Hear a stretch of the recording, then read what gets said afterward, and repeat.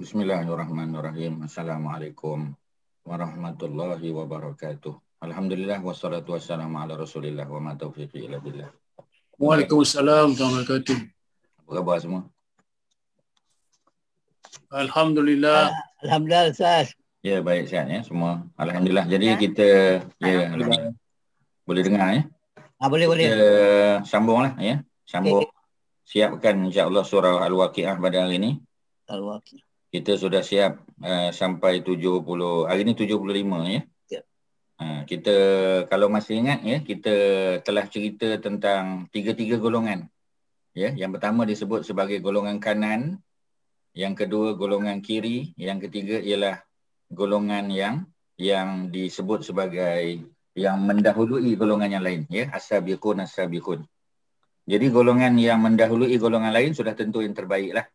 Ya, manakala apa kita panggil ya, manakala golongan kanan yang kedua, golongan kiri yang ketiga. Apa maksud golongan kanan? Maknanya golongan yang mendapat report card dia dengan tangan kanan di akhirat besok. Begitu juga golongan kiri ya, adalah golongan yang mendapat dia punya buku catatan amal atau report card dia dengan tangan kiri, dan mereka berada di sebelah kiri dan di sebelah kanan ya, nanti di mahsyar. Okey, seterusnya kita dah bincang pada 2 minggu lepas tentang Allah tanya kita. Yang surah ni sebab kita tahu dia surah Makkiyah, surah yang turun sebelum hijrah ya. Semasa Nabi dan para sahabat masih berada di Mekah lah, dan kita tahu cabaran di Mekah ni cabaran akidah. Ya. Sebab orang Islam berhadapan dengan penyembah berhala ya. Dan golongan penyembah berhala ni kita panggil agama apa tuan-tuan? Ya, penyembah berhala ni. Mereka ni golongan apa? Ya. Orang apa yang menyembah berhala? Macam orang India ya, orang apa kita panggil India Hindu ataupun Buddhis di Malaysia. Mereka ni dalam Islam kita panggil golongan apa? Golongan musyrik. Golongan musyrikin. Ya, musyrikin. Musyrikin maknanya orang yang bila dah sebut musyrik, mana orang yang mensyirikkan Allah. Ya, maknanya dia menganggap dia bukan tak percaya Allah, dia percaya. Tetapi dia juga percaya kepada makhluk-makhluk lain. Ya, kepada pokok, kepada kita panggil berhala, ya, kepada bulan, bintang, matahari. Jadi mereka menganggap bahawasanya semua benda ni ada kuasa. Dan apabila semua benda ni ada kuasa, maknanya mereka mensyirikkan Allah. Sebab yang ada kuasa hanya Allah. Ya, sebab tu kita panggil dia mereka ni musyrikin. Ya, kalau mereka ni duduk di Mekah, kita panggil musyrikin Mekah lah. Ya, tapi jangan lupa di Madinah pun ada musyrikin Madinah. Ya, penyembah berhala juga.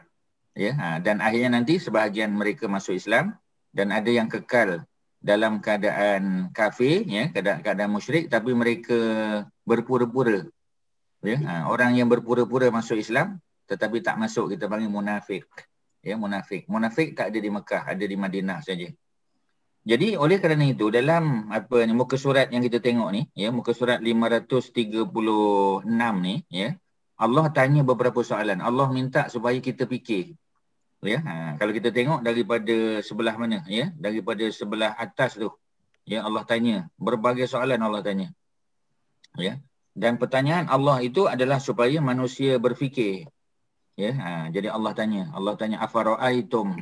Ya, afara'aitum tu maknanya pertanyaan lah tu. Ya, apa pandangan kamu ataupun apa kamu rasa? Ya, apa kamu tengok, apa kamu lihat? Ya, secara mudahnya apa pandangan kamu lah? What do you think? Ya, afara'aitum ma tumnun. Ayat 58 daripada ayat 58. Muka surat yang sama yang kita nak sambung di bawah dia ni. Ya, jadi Allah tanya, kamu tahu tak ya tentang air mani yang kamu pancarkan? Ni bila kita sebut air mani mungkin orang akan tengok lelaki saja. Sebenarnya air mani ni dua-dua pihak. Lelaki pun pancarkan air mani, perempuan pun sama juga. Ya. Cuma ya kita kata caranya berbeza-beza lah. Ya. Jadi apabila bertemu dua air mani tadi ya, maka berlakulah ya kita kata persenyawaan.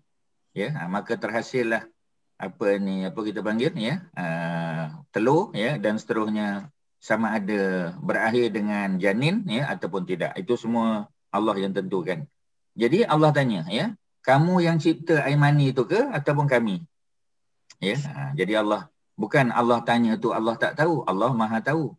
Ya, tapi Allah nak suruh kita fikir. Kemudian Allah tanya lagi ya, pada ayat yang ke-63 Allah kata afara'aitum ma tahrusun. Ya, kamu tahu tak? Ya, kamu pernah fikir tak? Ya, apa yang kamu tanam, tanaman yang kamu tanam? Kamu yang tumbuhkan ataupun kami yang tumbuhkan? Ya, kemudian Allah tanya lagi, afara'aitumul ma'. Kamu tengok pada air, allazi tashrabun yang kamu minum. Siapa yang turunkan daripada langit? Ya, daripada awan, siapa turunkan? Kami turunkan. Kalau kami nak, Allah kata, kami akan jadikan air hujan itu masin. Ya, cuba kita renungkan. Air hujan yang turun, ya, dia tak masin, dia tawar, kita boleh minum. Kita boleh tapis dan kita boleh minum. Ya, tapi cuba bayangkan, kalau Allah nak buat air itu masin, boleh. Ya, dan Allah dah buat pun. Kerana apa? Ya, kerana air hujan tu ya turun di kawasan tadahan air, ya, di kawasan yang paling besar. Kalau paling besar di laut lah. Ya, dan laut tu masin. Ya, sedangkan air yang turun dari langit tu adalah tawar, ya. Tapi akhirnya jadi air masin. Air yang turun di sungai, air tawar. Tapi bila air sungai masuk ke dalam laut, jadi air masin juga. Dan kadang-kala ada air yang turun daripada langit, ya, air tawar, tapi bila masuk ke tasik dia jadi masin. Ya, tasik besar. Sebagai contoh Caspian Sea. Ya, Caspian Sea. Caspian Sea itu sebenarnya bukan sea, dia laut. Dia apa? Dia adalah tasik. Ya, dia lake. Tasik masin yang terbesar di dunia, ya, Caspian Sea. Kita panggil Caspian Sea. Ya, apa ni, laut mati sebagai contoh. Ya, sebagian tuan-tuan ikut ustaz pergi ke Jordan, kita pergi ke laut mati. Ya, kat Masjidah. Ya, 2 kali ikut ustaz pergi ke laut mati. Ya, dan laut mati itu ya kita tahu datang daripada Sungai Jordan. Ya, dan sebahagian air itu turun daripada awan, ya, hujan. Tetapi ya, ia adalah air masin. Semua itu adalah Allah yang buat, Allah yang cipta. Nak supaya fikir, manusia fikir. Ya. Kemudian yang terakhir Allah kata afara'aitumun nar. Kamu tengok tak, ya, ayat 71. Ya. Kamu tengok tak, kamu pernah fikir tak api yang kamu hidupkan tu? Ingat tak cerita Nabi Musa ketika Nabi Musa balik daripada Madian? Sebab Nabi Musa ni asal daripada Mesir, lahir daripada Mesir. Kemudian dia bunuh seorang budak lelaki, ya, Kipti, mati budak tu, ya, secara tak sengaja, dan dia lari pergi ke Madian. Madian tu duduk di Jordan. Sebab Jordan dengan Mesir ni dia berjiran sebelah-sebelah. Ya, di sana Nabi Musa habiskan masa selama 10 tahun bekerja untuk Nabi Syuaib. Ya, masa dia balik, ya, apa jadi? Masa dia balik, dalam perjalanan balik, malam yang terlalu gelap, sejuk. Ya, kita tahu Egypt dia tak ada salji, ya, melainkan di kawasan pergunungan lah, ya. Tetapi sejuknya, ya, kita kata sampai ke tulang hitam. Ya, sejuknya memang sejuk betul, ya, menggigil kita, tak tahan, kena pakai baju sejuk. Ya, bukan winter clothing lah, ya. Tapi maksudnya kena pakai baju tebal sebab sejuk. Ya, especially kalau kita panggil, ya, kalau kita menyusuri Sungai Nil. Ya, kita menyusuri Sungai Nil, ya, kita akan duduk di bahagian atas deck tu, ya, upper deck, dan kita ditiup oleh angin, ya. Oh, memang sejuk. Kalau kita pergi pada musim mana, pada bulan 12, bulan 1, oh tu memang sejuk sangat. Ya, sebab apa? Sebab memang time tu time sejuk. Ya, pasal Mesir duduk di sebelah utara, hemisfere utara. Ya, jadi dia punya sejuk tu memang pada bulan tersebut lah, 12, 1, macam Madinah lah, ya. Macam Jordan juga. Tapi Jordan ada salji lah. Jadi apabila Nabi Musa nak hidupkan api, tak boleh. Ya, sebab setiap kali Nabi Musa nak hidupkan api, angin tiup padam api tu. Ya, sehingga akhirnya Allah buat satu unggun api dan Nabi Musa dapat melihat api tu. Keluarga dia tak dapat tengok, Nabi Musa seorang yang tengok. Kerana Allah nak Nabi Musa datang seorang-seorang. Pada waktu itulah Allah bercakap dengan Nabi Musa dan Allah lantik Nabi Musa sebagai Nabi dan Rasul. Ya, pada masa itu turun apa kita panggil, ya, turun suhuf. Masa tu Taurat belum turun lagi. Peringkat awal suhuf dulu. Suhuf Musa. Ya, suhuf ni macam kitab tapi dia tidaklah ada chapter-chapter macam Quran, macam Taurat, macam Injil tu. Ya, dia lebih pada macam kita kata apa kita panggil, ya, lampiran lah, ya, lampiran, appendix, ya, appendixes. Ya, jadi dia punya tujuan dia ada hukum hakam kat situ tentang solat, tentang puasa, Ya, tentang kehidupan berumah tangga, ya, tapi tak lengkap. Dia tak macam kitab lah. Jadi Nabi Musa, ya, Allah tunjukkan bahawasanya yang menghidupkan api itu pun Allah, ya, bukannya manusia. Ya. Kemudian Allah kaitkan dengan apa? Ayat yang 73. Ya. Nahnu ja'alnaha tazkiratan. Kami jadikan api itu, kata Allah, kami jadikan api itu, ayat 73, tuan-tuan boleh tengok. Ya, di sebelah bawah tu. Kami jadikan api itu tazkiratan, sebagai peringatan. Ya, api itu sebagai peringatan. Patutnya tazkirah ni ceramah. Tazkirah ni orang bagi apa kita panggil peringatan kan. Ya, tapi sebab apa api itu sebagai peringatan? Pelik tuan-tuan. Ya, apa kaitan api dengan peringatan? Peringatan apa ni sebenarnya? Ya, peringatan apa ni, apa Kak Mai? Peringatan apa tu? Api itu sebagai peringatan. Peringatan apa? Tak faham. Ya, siapa boleh jawab? Ustaz tak tahu.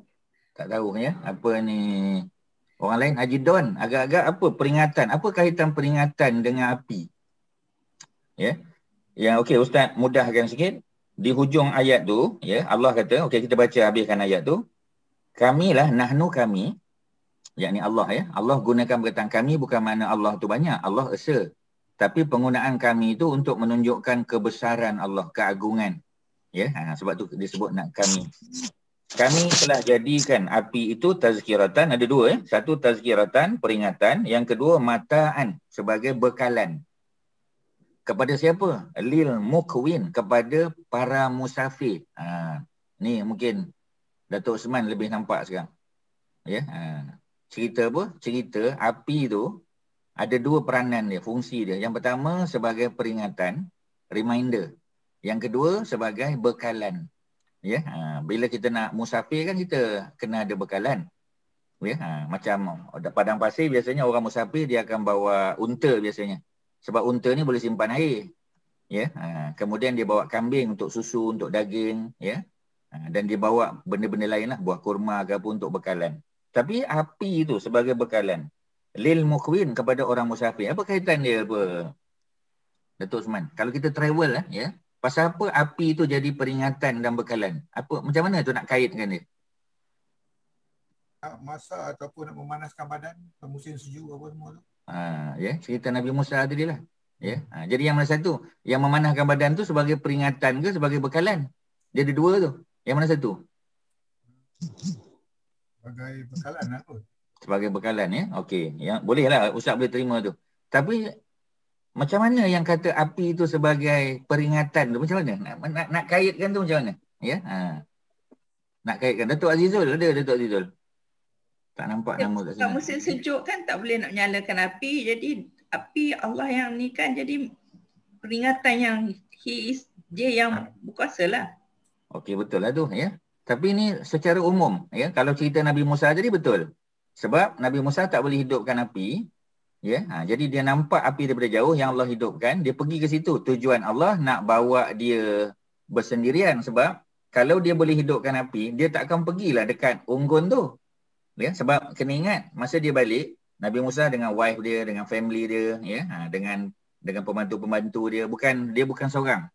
Tetapi Allah nak lantik dia sebagai rasul. Nak lantik sebagai rasul dia seorang-seorang aja, macam Nabi Muhammad kan. Sebab apa Allah buat Nabi Muhammad tu pergi ke Gua Hira? Tujuan dia supaya Nabi Muhammad berpisah daripada isteri dia, daripada orang lain. Sebab ketika malaikat datang, malaikat hanya nak jumpa dengan Muhammad, bukan nak jumpa dengan orang lain. Ya, mati di tempat kejadian orang lain kalau jumpa Jibril datang dalam bentuk asal. Ya, jadi oleh kerana itu Allah asingkan Nabi Muhammad. Macam itulah dengan Musa tadi. Ya, tapi bagi orang yang bermusafir, api itu, cuba tuan-tuan fikir-fikir kan. Macam mana api itu boleh jadi peringatan? Dalam sirah ada pernah berlaku. Ketika Nabi hijrah, ya, ni Ustaz bagi clue lah untuk tuan-tuan kaitkan ya. Dalam peristiwa hijrah, ya, Nabi mendapat peringatan daripada api. Ya, jadi api itu dihidupkan oleh siapa tuan-tuan? Oleh orang Badui tuan-tuan. Ya, sebab di padang pasir, ya, orang Badui akan hidupkan unggun api. Apa tujuan dihidupkan unggun api di padang pasir, Datuk Osman? Apa tujuannya? Dia sejuk malam-malam. Ya. Tak, itu bekalan. Ya, sebagai bekalan. Ni peringatan Untuk tu. menunjukkan ada penghuni dekat tempat tu. Okey, itu betul satu ya. Sebenarnya dia sebagai lighthouse. Dia sebagai lighthouse. Macam di apa? Kalau Navy, ya, kalau nelayan, ya, dia jadi sebagai panduan. Rumah api. Sebab malam kan gelap. Ya, Kak Faridah offkan dulu, mutekan dulu, ya. Jadi oleh kerana gelap, ya, dia tak ada panduan. Macam Nabi Musa lah. Sebab Nabi Musa merasakan dirinya dah sesat. Kak Faridah nak bercakap ke? Nak bercakap? Boleh cakap sekarang. Okey, tak nak bercakap, ya. Jadi oleh kerana tu, ya, api itu sebagai peringatan, reminder bahawasanya, ya, mereka ni sesat ke, ya. Macam mana mereka nak tahu mereka tak sesat? Mereka datanglah ke gunung api itu betul untuk memanahkan badan.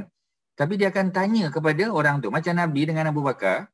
Ketika Nabi dan Abu Bakar sudah kehabisan bekalan, ya, sebab perjalanan hijrah ni, hijrah Nabi berapa, ingat tuan-tuan?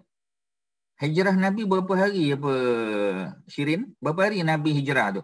Daripada Gua Sur tu sampai ke Quba, berapa hari perjalanan masih hijrah tu? Berapa hari Shirin?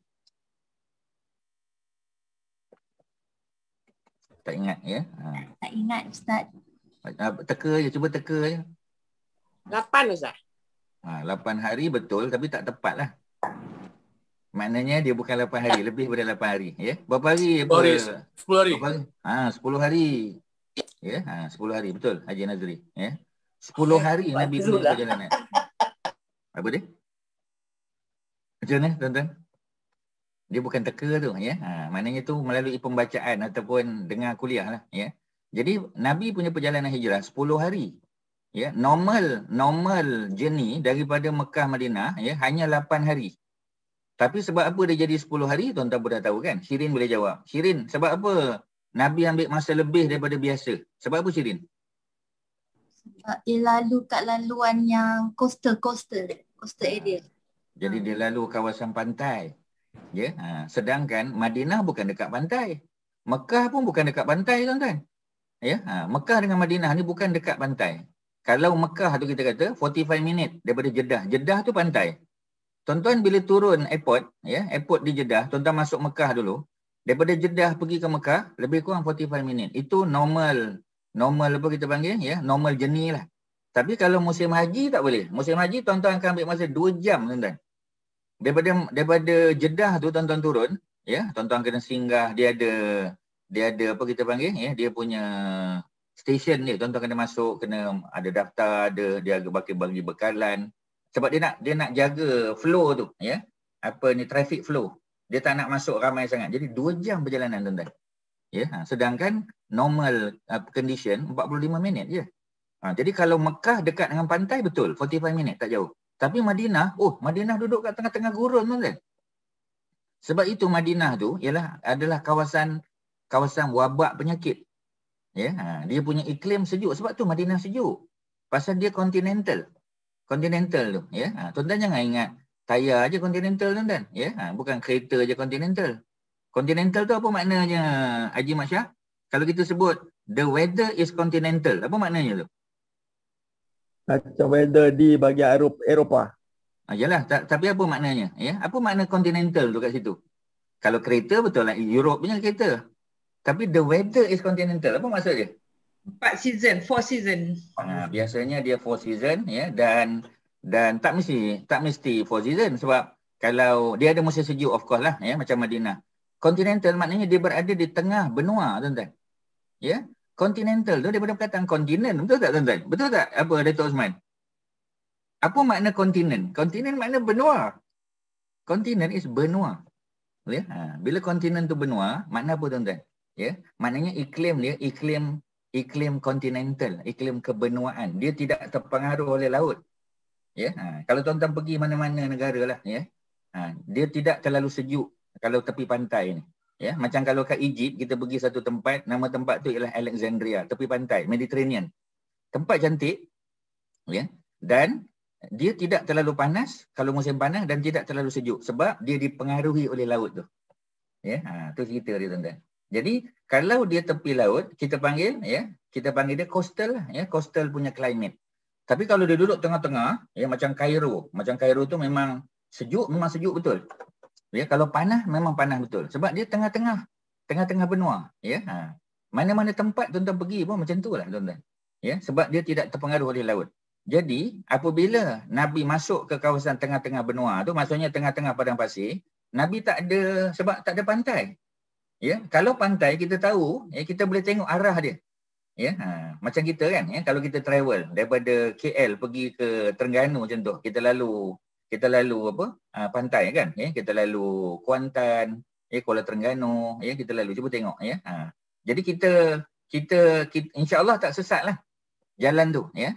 Tapi kalau kita duduk tengah-tengah apa kita panggil hutan belantara tu, tu boleh sesat. Sebab matahari pun tak nampak kan kadang. Sebab pokok-pokok, ya, melainkan kita pergi tengah padang baru kita nampak. Naik bukit sikit kita nampak kat mana matahari. Kita tahu kita utara atau selatan. Ya, jadi benda-benda macam ni sebenarnya Allah bantu.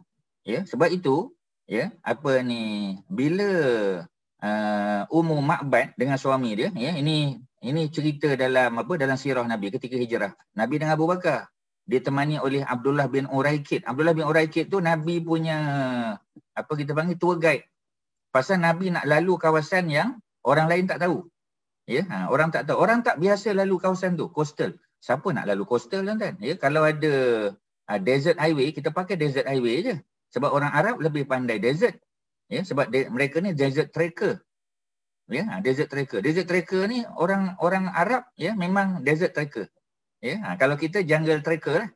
Ya, jungle tracker paling terkenal dekat Malaysia siapa, Datuk Osman? Dalam military, siapa paling terkenal dalam sejarah? Melayu lah. Yelah, siapa dia? Tapi dia bukan Melayu. Siapa? Dapat anugerah. Orang asli. Siapa nama orang Iban tu?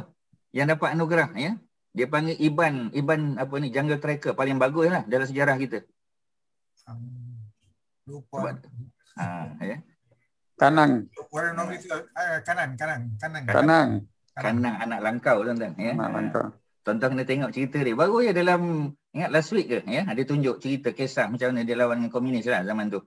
Ya, Kanang anak langkau, ya. Asal-asalnya bukan tentera, ya. Tapi British Army bila tengok dia, ya, captain tu bila tengok dia kata, budak ni hebat lah. So kita persuade dia untuk jadi tentera dan akhirnya dia tentera, tuan-tuan. Ya, dan dia menyumbang lah banyak lah kepada kepada tentera kita lah, ya, pada masa tu. Okey, tak apa. Tu cerita sikit lah, tuan-tuan. So maknanya balik pada cerita tadi, ya, kesimpulan dia, tuan-tuan, api ni, ya, yang Allah nyalakan ketika Musa sesat, sebab sebab malam gelap. Bila malam gelap tak nampak bintang. Bintang ni kan kita punya kita panggil, ya? Kita punya istilah dia? Bintang ni jadi apa, tuan-tuan? Arah. Guide. Panduan. Dia jadi panduan arah lah, ya, ataupun kita panggil kompas lah, kompas, ya, jadi kompas, ya. Jadi itulah tazkirah tadi, peringatan supaya kita tahu bahawasanya kita tak sesat. Kita boleh tanya orang situ macam Nabi Musa. Bila Nabi Musa nampak api, Nabi Musa kata aku akan pergi situ, minta sikit api dan aku akan tanya orang situ, kita sekarang kat mana? Ya, Nabi Musa tak tahu yang hidupkan api itu bukan manusia, Allah. Itu dalam surah Toha punya cerita. Ya, surah Syu'ara. Kemudian apa lagi? Mataan sebagai bekalan, betul, tuan-tuan. Sebab, ya, kalau kita bawa kambing sekalipun tak ada api, tak boleh nak masak, tuan-tuan. Dia kena pakai api. Api itulah yang menyebabkan boleh dimasak makanan tu. Ya, susu okey, susu kita tak perlu panaskan. Ya, sebab itu cuba tengok susu kan. Bila keluar daripada kambing, boleh minum direct je, tuan-tuan. Ya, susu unta kita minum dekat ladang unta dekat Hudaybiyah. Ya, on the way nak pergi ke Hudaybiyah tu, ya. Kita nak pergi mikot dekat sana, kita berhenti dekat ladang unta dan kita minum susu fresh, tuan-tuan. Dan susu tu suam-suam, tuan-tuan. Ya, dia tak sejuk, tuan-tuan. Ya, tak sejuk. Allah buat macam tu. Susu yang kita minum daripada mak kita, mana ada sejuk, tuan-tuan. Ya. Ustaz dengar satu perbincangan dalam TV lah, ya. Kita panggil rancangan Tanyalah Doktor, tuan-tuan. Ya, jadi ada orang ni tanya, ada seorang mak ni tanyalah. Dia kata, sebab apa, ya, anak saya selalu kembung, dia kata. Anak baby lah selalu kembung, ya. Doktor tu jawab lah. Ya, awak bagi dia susu apa? Dia kata setiap kali saya nak pergi kerja, saya akan perah susu, saya letak dalam peti sejuk. Ya, dan saya bagi kepada pengasuh anak tu, daycare center. Ya, kemudian doktor tu tanya, ya, susu tadi, memanglah susu awak, betul. Ya, tapi dia panaskan tak sebelum bagi pada budak? Jadi dia kata, oh tak tahulah pula saya, dia kata, saya bagi je, memang betul lah. Ya, sebab susu tu tak dipanaskan, sebab tu budak tu kembung. Ya, tapi susu yang keluar daripada apa kita panggil, daripada seorang ibu, ya, dia tak sejuk, tuan-tuan. Sebab tu budak tak kembung.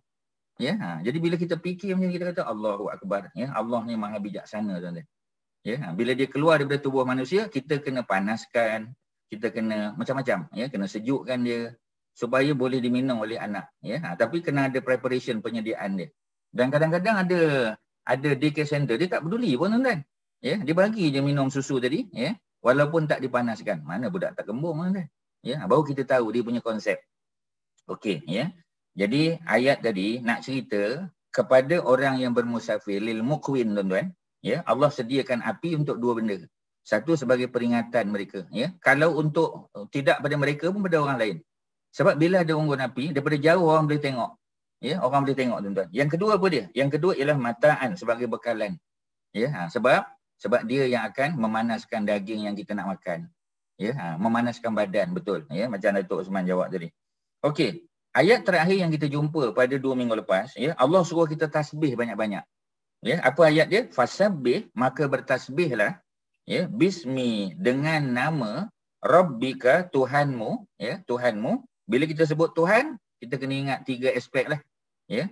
Bila kita sebut Tuhan, ya, Tuhan macam Fatihah kan, bila kita sebut Alhamdulillahi Rabbil Alamin, segala puji bagi Allah, Tuhan sekalian alam. Ya. Bila kita sebut Tuhan sekalian alam, Tuhan buat apa pada sekalian alam ni, Haji Mak Syah? Tuhan Allah ni, apa Allah buat pada sekalian alam ni? Allah buat apa? Mencipta. Yang pertama mesti cipta lah dulu. Kalau Allah tak cipta, macam mana nak ada sekalian alam? Nombor 2, dia menjaga, mentadbir sekalian alam. Mentadbir, ya, mengurus, mentadbir. Nombor 3, barulah memberi rezeki pada ya. Sebab kalau tak ada rezeki, okey, terima kasih. Kalau tak ada rezeki, tak boleh nak hidup, tuan-tuan. Okey, jadi Allah suruh kita bertasbih. Antara lafaz tasbih yang paling banyak kita sebut ialah Subhana Rabbiyal A'la lah. Subhana Rabbiyal Azim, ya, ketika rukuk dan sujud. Ya. Tasbih yang biasa kita sebut selain daripada tasbih tu kat masjidah, tasbih apa lagi? Apalah lafaz tasbih yang Nabi ajar pada kita dalam kehidupan seharian, bukan dalam solat. Solat tu Subhana Rabbiyal A'la, Subhana Rabbiyal Azim kan. Dalam keadaan biasa kat masjidah. Ada kat masjidah malam ni? Tak ada, ya. Kat lain lah. Kalau kat masjidah tak ada, kat lain pula. Kat masjidah apa kita panggil, ya? Apa tasbih yang biasa kita baca, yang Nabi suruh kita baca sepanjang hari? Cuba kita sebut lafaz tasbih tu. Ya. Subhanallah. Yalah tasbih bukan subhanallah saja. Subhanallah apa? Subhanallah bihamdihi, subhanallah azim. Itu contoh ni. Dua yang pendek. Dua yang pendek. Subhanallahi wa bihamdihi. Subhanallahil azim. Itu dua kan? Lafaz yang pendek tetapi berat, ringan pada lidah tetapi berat pada timbangan amal. Dua. Ya, subhana apa tadi? Ya. Subhanallahi wa bihamdihi. Yang kedua subhanallahil azim. Ya. Datuk Ridwan nak tanya soalan ke?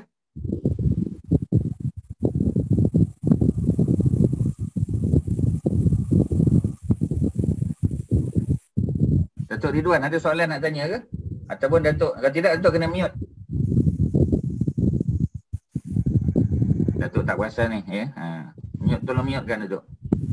Ataupun Haji Nazri tolong mute kan. Okey, terima kasih. Jadi balik pada cerita tadi, kat masjidah, ya, ada dua tasbih yang biasa kita sebut di luar solat. Ya, ni kita tak baca dalam solat, kita baca di luar solat. Apa dia? Subhana, apa tadi? Subhanallahi wa bihamdihi. Subhanallahi wa bihamdihi. Yang kedua subhanallahil azim. Dua ni. Subhanallahi wa bihamdihi, subhanallahil azim. Kita boleh baca bila-bila masa saja. Ya, boleh baca bila-bila masa saja. Pada waktu pagi, tengah hari, petang, malam. Kerana Allah suruh kita buat, ya. Apa Allah suruh? Allah kata fasabbih bismi rabbikal azim. Maka bertasbihlah, ya, menyebut nama Tuhan yang mencipta kamu, ya, dan Tuhan tu macam mana? Al-Azim, yang maha perkasa, maha gagah, maha besar, maha agung. Ya, okey, kita masuk ayat baru tuan-tuan. Fala uqsimu bimawaqi'in nujum. Ni Allah cerita, Allah bersumpah dengan nujum. Nujum dekat Malaysia ni tuan-tuan, kita biasa dengar ahli nujum. Cerita Piramli, ahli nujum, ya. Ahli nujum tu ahli apa sebenarnya tuan-tuan? Ya, Kak Laila, apa ahli nujum tu? Ahli apa sebenarnya? Kak Laila. Kak Farida. Ya. Kak Farida, ahli nujum tu ahli apa? Ahli nujum orang yang harus dia tengok bintang untuk Ya, dia tengok bintang. Piramli tak tengok bintang pun, dia tengok kat air dalam mangkuk. Dia macam bomoh lah. Ya, jadi dia macam pawang, macam bomoh. Dia guna syait jin. Tapi yang Piramli tak guna jin lah, ya. Dia guna anak dia belalang tuan-tuan. Ya, tapi maknanya ahli nujum ni, ya, ahli nujum ni biasanya orang yang berkait dengan dukun lah, ya, dukun, pawang dan sebagainya. Itu cerita dia tuan-tuan, ya. Jadi Allah bersumpah dengan mawaqi'in nujum, tempat, ya, tempat beredar. Tempat beredar nujum tu kita panggil orbit lah tuan-tuan, orbit. Ya, matahari ada orbit dia. Ya, matahari ada orbit tak? Ya, dulu kita tak tahu, kita kata bumi, bulan, ya, planet-planet yang ada orbit. Matahari bergerak tak tuan-tuan? Ke matahari tu stand still kat situ? Kak Farida. Matahari bergerak. It orbits on its own axis. Ya, jadi matahari bergerak. Mana bukti dia? Bukti dia ialah, ya, Kak Farida, on apa mute kan? Jadi matahari bergerak sebab surah Yasin cakap wasyamsi tajri li mustaqarril laha. Dan matahari itu bergerak, ya, beredar pada orbitnya. Itu surah Yasin, ya. Wasyamsi tajri li mustaqarril laha. Ya, wasyams, syam tu matahari, tajri, ya, dia bergerak, dia beredar, ya, li mustaqarril laha, pada railnya. Rail tu ialah orbit dia. Itu bukti mengatakan bahawasanya matahari juga beredar. Ya, cuma dia punya kita panggil, ya, radius dia tu kecil lah. Ya, jarak dia tak besar lah, tidak seperti mana bulan, bintang dan sebagainya. Jadi Allah bersumpah, fala, maka, ya, la uqsimu bimawaqi'in nujum, ya. Jadi Allah bersumpah dengan tempat, ya, tempat beredarnya bintang-bintang. Bila kita sebut bintang ni semua planet termasuklah bintang lah tu. Ya, cuma planet ni bintang yang obvious lah, yang besar macam semua planet-planet yang kita tahu lah, ya, sampai ke Pluto tu. Ya, jadi nak bagi tahu bahawasanya bintang-bintang tu, ya, sesuatu yang bercahaya di langit, ya. Samalah, ya, planet-planet pun sama juga. Sama ada sebagai besarnya dia membalikkan, dia memantulkan cahaya.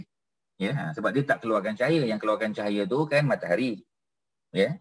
Wa innahu laqasamun law ta'lamuna azim. Ya, wa innahu, sesungguhnya, ya, ini adalah ya, benar-benar sumpah law ta'lamuna azim. Ini sumpah Allah Subhanahu Wa Taala. Kalau kita tahulah, sebab Allah bersumpah dengan objek-objek yang hebat-hebat ni. Ya, dengan matahari pun Allah sumpah, ya, wasyamsi, demi matahari, wal qamar, demi bulan, ya, dan juga dengan nujum. Nujum ialah bintang-bintang ataupun planet-planet tadi. Maknanya ini satu sumpahan, ya, yang Allah buat kepada objek yang besar-besar, tuan-tuan. Ya, sambung di sebelahnya ayat 77. Innahu la Qur'anun karim. Masuk cerita Quran pula. Ya, masuk cerita Quran. Jadi sesungguhnya, ya, Quran itu pasti mulia. Ya, Allah kata la Qur'anun karim. Pasti Quran itu karim. Karim ni mana sangat mulia. Bukan sekadar mulia tapi sangat mulia. Ya. Dan Quran tu asalnya berada di mana? Quran tu berada di mana? Kak Mai? Quran tu sebelum turun pada Nabi Muhammad, Quran tu berada di mana? Di langit kan? Ya, di langit tu kat mana? Mula-mula kat Lauh Mahfuz, turun ke langit dunia. Okay. Baitul Izzah. Jadi Baitul Izzah tu di langit dunia, betul, ya. Jadi ketika turun daripada langit, daripada Lauh Mahfuz, kat mana Lauh Mahfuz tu? Kat sini tak ada tulis ayat 78. Lauh Mahfuz tu ialah kitabin maknun.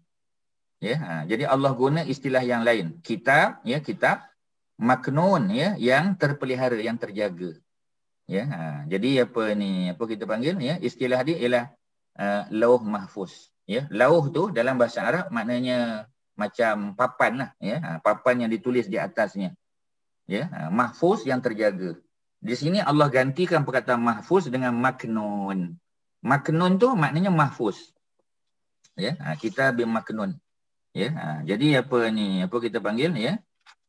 Sebelum ayat 78 ni, Allah cerita tentang bidadari, ya, wanita-wanita syurga, ya, sama ada daripada kalangan wanita dunia ataupun wanita yang dicipta terus oleh Allah dalam syurga, ya, yang kita panggil bidadari. Sebab bidadari ada dua, bidadari daripada dunia, ya, yang kedudukannya lebih tinggi daripada bidadari di syurga.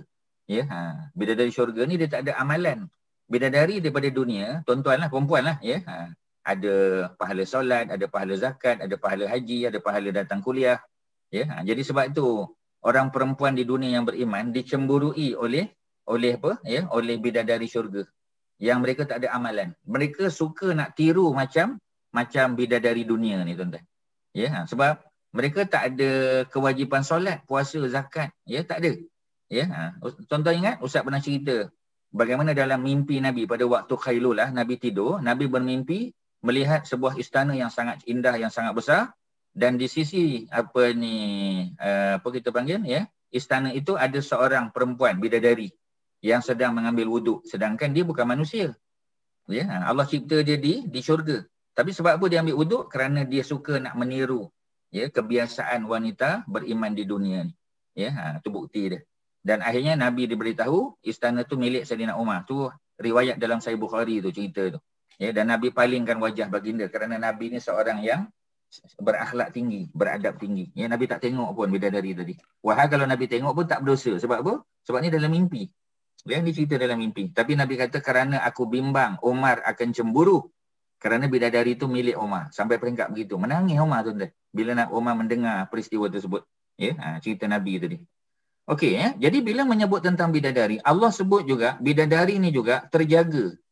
Ya, tadi tuan-tuan tengok, ya, kitab yang terjaga Al-Quran tadi di Lauh Mahfuz ayat 78. Sebenarnya perkataan maknun Allah dah sebut kali pertama di mana, tuan-tuan?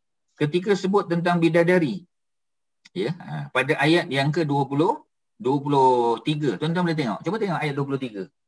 Ka'amsalil lu'lu'il maknun. Perkataan maknun tu Allah dah sebut. Jumpa ayat 23. Cuma di sini Allah cerita tentang hur ain. Hur ain tu bidadari. Ya, dia diumpamakan macam kata Allah ka'amsal, perumpamaan dia lu'lu' macam mutiara al-maknun yang tersimpan. Ya, jadi maknanya belum ada diusik lagi. Ya, dia untouchable, tuan-tuan. Nanti bila suami dia datang, ya, dimasukkan ke dalam syurga, suami dia lah yang akan mula-mula menyentuh dia. Sebab tu dia digambarkan sebagai mutiara yang tersimpan dengan baik. Cerita mutiara tersimpan tu, ya, cerita maknun tu Allah ulang kepada ayat 78. Allah ulang perkataan yang sama, maknun juga. Apa makna maknun tadi? Maknun makna mahfuz, yang terpelihara. Sebab Quran apa ni yang turun daripada langit tu memang tak ada orang boleh sentuh. Maksudnya tak ada orang boleh ubah, ya. Macam Taurat dan Injil ada tangan manusia yang mengubahnya. Quran tak boleh. Allah jaga. Inna nahnu nazzalna zikra wa inna lahu lahafizun. Ya, surah Al-Hijr kan ayat 9. Allah kata kami yang turunkan Quran dan kami yang jaga dia. Jadi tak ada siapa pun boleh tukar Quran ni. Ya, cuba tengok kalau majlis apa ni hafalan Al-Quran, ya. Majlis apa tilawah tu satulah, ya. Tilawah tu pembaca dia tengok Quran. Tapi kalau majlis tahfiz, ya, hafalan, orang tak tengok Quran. Yang tengok Quran tu ialah dia punya hakim lah, ya. Dia punya judge dia, ya, panel dia. Jadi oleh kerana itu bila salah aja, ya, berduyun orang nak sebut, nak betulkan. Even di kalangan penonton pun akan betulkan sebab penonton pegang Quran. Ya, macam kita pergi ke UIA lah biasa. Ya, UIA itu banyak orang hafal Quran, ada Pak Arab Afrika, orang Arab dan sebagainya. Ya, jadi bila imam orang Malaysia, bila imam baca Quran, ya, dalam solat maghrib, isyak dan subuh, ya, ataupun tarawih, bila imam baca salah aja, ya, kadang-kadang kita kata 20 orang, 25 orang tegur dekat belakang. Ya, sebab apa? Sebab ramai yang hafal Quran. Ya, jadi imam pun berhenti, ya. nak dengar balik apa ayatnya dia tertinggal, ya. Jadi maknanya sampai peringkat begitu ada orang tegur. Kerana apa? Kerana Allah janji Allah akan jaga Quran. Ya. Okey, ayat yang ke-79. Tuan-tuan kalau ada soalan boleh tanya tuan-tuan, La yamassuhu illal mutahharun. Inilah ayat yang menjadi isu tuan-tuan. Ya. Isunya ialah nak pegang Quran kena ada wuduk ke tidak tuan-tuan? Ya, nak pegang Quran tu kena ada wuduk ataupun tidak? Kak Mai pegang Quran kena ada wuduk ke? Kak Mai. Kejap Ustaz. Saya pegang Quran yang ada translation. Okey, yang ada translation tak ada isu lah. It's a non-issue. Ini yang tak ada translation. Sepatutnya ada pegang Quran yang what do you call that? Full Arab tu sepatutnya adalah ada wuduk. Okey, ya. Itu Kak Maimunah punya ni lah, ya. Kak Maimunah kata, okey, kalau Ustaz tanya balik pada siapa, ya? Haji Don bagi contoh. Haji Don. Assalamualaikum Haji Don. Ada kat situ ke? Nampak nama ada tu. Waalaikumsalam. Ya? Okey, apa khabar Haji Don, sihat ya? Alhamdulillah. Okey. Haji Don dengar tak jawapan Kak Mai tadi? Dengar. Okey, boleh tak paraphrase? Boleh tak sebut balik apa yang disebut oleh Kak Mai tadi tentang pegang Quran tu? Kalau pegang Quran yang bukan macam tulis Jawi tu dia kata boleh pegang. Kalau tak ada translation, elok ada wuduk. Elok ada wuduk tu maknanya wajib ada wuduk ke sunat aja? Tak wajib. Tak. Okey, Kak Mas betul lah tu, ya. Ni tanya Haji Don. Kejap lagi Ustaz tanya Kak Mas. Berdasar kepada jawapan Kak Mai tu, ya, maknanya Kak Mai nak bagi tahu nak pegang Quran, ya, mesti ada wuduk, wajib ada wuduk ataupun tak payah ada wuduk. Adab dia saja, ya. Ambil wuduk tu macam sunat lah, ya. Kalau Haji Don pegang yang mana? Tak apa, salah tak apa. Ya. Saya kira sunat lah kalau ada wuduk. Ya, betul, ya. Terima kasih. Okey. Kak Mas, jawapan sama ke Kak Mas? Tak wajib. Tak wajib, ya. Kalau ada tu eloklah, kalau tak. Okey, maknanya jawapan tiga panel tadi sama tu. Kak Maimunah pun sama, Kak Mas pun sama, ya. Haji Don pun sama. Tuan-tuan okey tak? Setuju tak? Ya. Kalau Kak Mas Syitah macam mana Kak Mas Syitah? Kena ambil wuduk kerana adab, ya, kerana akhlak dia ataupun memang tak boleh. Mana boleh kalau tak ada wuduk pegang. Kecuali kita ada berlapik kan. Macam mana Kak Mas Syitah? Memanglah Ustaz memang sepatutnya kan lebih baik ada wuduk kan. Jadi kita lebihlah pahala. Betul. Tapi adakah itu adab saja ataupun hukum? Bukan hukum, adab saja. Okey, ya. Jadi maknanya tuan-tuan ambil pandangan yang pertengahan tu. Ya, empat panel tadi tu yang saya tanya tu semua ambil pandangan pertengahan. Ya, tapi kalau kita di Malaysia ni, ya, memang kalau dulu kecil-kecil, ya, kalau tak ada wuduk memang kena marah, ya. Batal wuduk tadi dah buang angin, pegang Quran, pergi ambil wuduk, ya. Seolah-olah benda tu macam wajib, ya. Sebenarnya dia lebih kepada apa, ya, lebih kepada adab kita dengan Quran. Ya. Okey tuan-tuan, tak apa, ya. Kita baca ayat 79. La yamassu, Ustaz terjemahkan. La yamassu, tidak ada yang boleh memegang Quran itu illa melainkan al-mutahharun. Al-mutahharun dalam bahasa Arab, al-mutahharun bukan orang yang bersuci tau. Ya. Ialah orang yang disucikan. Maknanya kat sini ni bukan cerita manusia ni.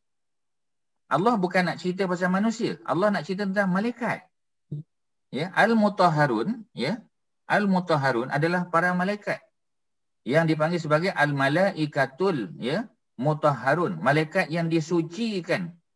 Ya, malaikat yang disucikan, bukan dia bersuci, tapi dia disucikan. Dan perkataan mutahharun ni, ya, Allah dah sebut dalam ayat yang lain. Ya, jadi ayat apa ni, dia tak ada perkataan tu secara khusus, ya. Tapi Allah sebut tentang bagaimana ada manusia yang Allah akan angkat kedudukan dia. Ya, kedudukannya Allah angkat. Siapa dia Allah angkat kedudukan ni? Orang-orang perempuan. Ya, di dunia ni, ya, yang beriman, nanti di akhirat nanti Allah tinggikan darjat dia. Allah bersihkan dia, ya. Kalau dia daripada neraka, katalah dia ada buat salah, dia masuk neraka, Allah akan bersihkan dia. Ya. Kemudian dimasukkan oleh Allah Subhanahu Wa Taala ke dalam syurga. Kedudukannya lebih tinggi. Ya, cuma, ya, Allah tak sebutlah dari segi mutahharun, tapi makna umum dia itulah mutahharun, orang yang disucikan. Ya, kalau kita yang bersuci, kita tak panggil mutahharun. Ya, jadi mutatahhirin. Macam kita doa selepas kita ambil wuduk kan, Allahumma ja'alni minat tawabin wa ja'alni minal mutatahhirin. Tu doa selepas ambil wuduk. Perkataan dia mutatahhirin, bukan mutatahharun, bukan. Ya, jadi mutatahhirin, ya, mutatahhirin tu maknanya orang tu yang bersuci. Ya, dia yang ambil wuduk, dia yang taharah. Kalau macam ayat 79, saya harap tuan-tuan faham. Ayat 79 ni, ini cerita tentang bukan malaikat tu ambil wuduk, bukan. Tapi malaikat tu dibersihkan oleh Allah. Dan tugas dia adalah untuk menjaga. Ya, menjaga tadi. Dan ketika mana dia diperintah, ya, untuk apa kita panggil, ya, untuk bawa turun, ya, apa ni, Quran tadi daripada Lauh Mahfuz. Sebab Lauh Mahfuz ni tak boleh keluar. Ya, dia macam kita kata kalau kita pergi library, dia macam red spot punya buku. Ya, dia references. Dia tak boleh buat keluar. Ya, melainkan orang yang diizinkan. Librarian boleh lah. Kalau orang biasa tak boleh. Profesor pun tak boleh bawa buku tu keluar. Ya, saya profesor, saya nak bawa. Ustaz. Ya, silakan. Maknanya bila nak keluarkan Quran dari Lauh Mahfuz tu, dia kena malaikat yang disucikan lah. Malaikat not necessary yang tadi kita pegang Quran tadi kita nak ambil wuduk, is the Lauh Mahfuz punya Quran lah. Ini cerita tentang di alam tinggi ni, alam langit. Ini bukan cerita pasal orang yang ambil wuduk dekat dunia, bukan. Ya, sebab ramai orang, ya, la yamassu ilal mutahharun ni dia jadikan sebagai hujah dalil, ya, untuk mengatakan bahawasanya ayat ni menunjukkan tak perlu ambil wuduk ketika pegang Quran. Ya, minta maaf, dia bukan cerita pasal di dunia ni, ini cerita pasal Lauh Mahfuz. Sebab kita baru je cerita ayat 78 fi kitabim maknun. Ya, ini ayat 79 tu sambung daripada ayat 78. Dia cerita alam langit, cerita Lauh Mahfuz, bukan cerita kat bumi. Ya, jadi oleh kerana tu tak boleh gunakan ayat 79 ni, ya, untuk bagi tahu bahawasanya apa ni, bila nak pegang Quran tak payah wuduk. Memanglah kita ambil pandangan adab tadi kan, tapi bukan ni dalil dia, dalilnya yang lain. Ya, tu dalil lain. Ya, sebab apa? Ya, sebab secara umum, ya, Nabi tak adalah sebut secara khusus bahawasanya siapa nak pegang Quran kena berwuduk. Ya, terutamanya zaman Nabi, kita kena ingat Quran tak ditulis. Quran tak ditulis sebagai satu mushaf, belum ada lagi. Sebab Nabi kan masih hidup. Jadi bila ada orang nak tanya tentang Quran, ya, dia tanya tentang pada Nabi. Tetapi nanti selepas Nabi wafat, baru dimushafkan. Itu zaman Sayyidina Abu Bakar. Baru dikumpulkan. Ya, zaman Nabi tak perlu. Sebab kalau ada masalah, tanya Nabi. Tetapi, ya, ada tak para sahabat yang menulis personal copy? Ada. Macam Abdullah bin Mas'ud. Ya, macam apa Sayyidina Ali. Ya, mereka ada personal copy. Tapi bukan standardized. Ya, nanti pada zaman Sayyidina Abu Bakar baru di-standardized-kan. Zaman Umar, zaman Osman baru standardized-kan. Ya, itu jawapan dia. Jadi Ustaz nak bagi tahu tuan-tuan, ya, bila kita baca Quran, kita kena tengok dia tentang cerita apa. Cuba tengok, ya. Cerita tidak menyentuh Quran itu, ya, melainkan malaikat yang disucikan. Bukan malaikat yang bersuci, malaikat yang disucikan. Siapa yang sucikan dia? Allah. Ya, dan ni cerita tentang fi kitabim maknun. Cerita tentang Lauh Mahfuz. Itu yang saya nak sampaikan. Tuan-tuan boleh dapat? Haji Don boleh dapat ke ayat 78 dengan 79 ni? Okey, Haji Don. InsyaAllah dapat, Ustaz. Okey, alhamdulillah. Terima kasih. Kita sambung, ya. Tanzilun min rabbil alamin. Barulah Allah turunkan, ya. Allah Tuhan yang mencipta sekalian alam ni, barulah Allah turunkan ke bumi. Ayat 70 tu cerita tanzilun, penurunan. Ya, jadi ini cerita langit, tuan-tuan. Ya. Afa bihadzal hadisi antum mudhinun. Jadi bila sampai ke bumi, ya, yang setelah daripada Kak Mai tadi jawab, ya, Lauh Mahfuz turun ke langit dunia di Baitul Izzah, nama tempat tu. Daripada Baitul Izzah langit dunia tu turun kepada Nabi Muhammad selama 23 tahun, ya. Bila turun, maka ada orang yang meremehkan Quran tu. Ya, jadi Allah kata afa bihadzal hadis.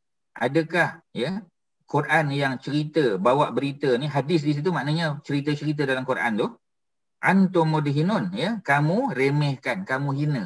Mudhinun. Ya, mudhinun tu makna orang yang meremehkan Quran. Alah, dia kata Quran ni bukan cerita betul pun. Ya, ini cerita apa? Ini cerita asatirul awalin, dongeng-dongeng orang dahulu. Ya, sebab tu ketika Nabi baca Quran, mereka bersorak, mereka menjerit, ya, mereka tak nak bagi apa ni orang Arab dengar dan mereka tutup telinga mereka.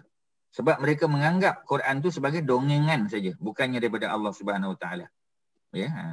Kemudian Allah kata apa? Ya. Wa taj'aluna rizqakum. Yang bagi rezeki siapa? Allah. Yang turunkan air daripada langit Allah. Ya, yang tumbuhkan pokok-pokok Allah. Ya, yang bagi apa? Orang lelaki boleh memancarkan air mani dia Allah. Ya, yang yang menyalakan api Allah. Semua Allah, tuan-tuan. Setelah Allah bagi rezeki pada manusia, sebab salah satu daripada tugas ya, apa yang Allah buat ialah bagi rezeki pada makhluk dia.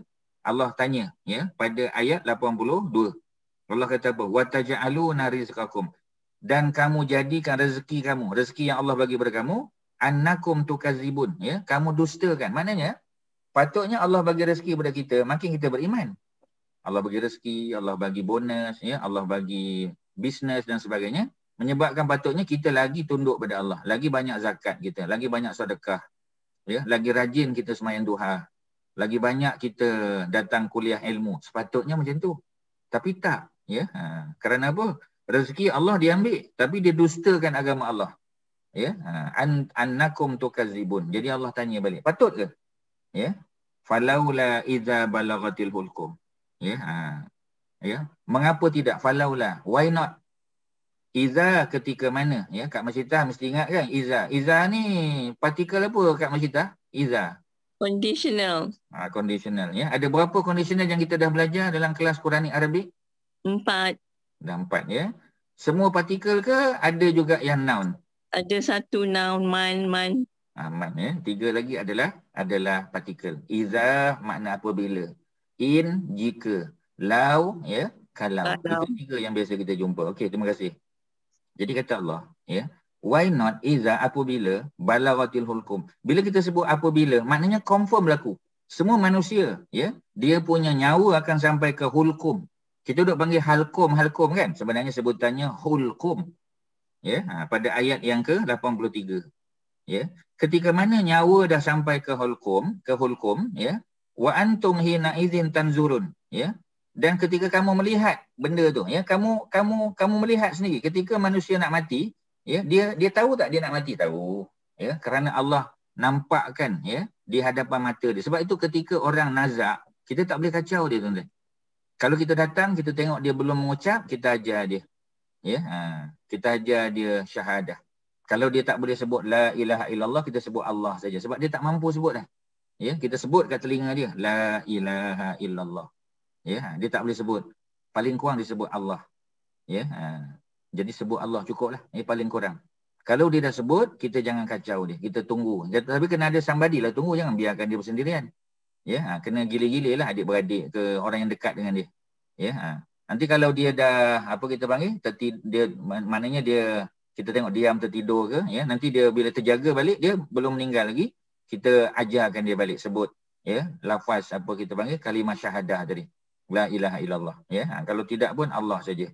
Ya. Dan sebab apa? Sebab ketika itu dia melihat, ya, perkara-perkara yang dia pernah buat, digambarkan, ya, syaitan datang ganggu dia.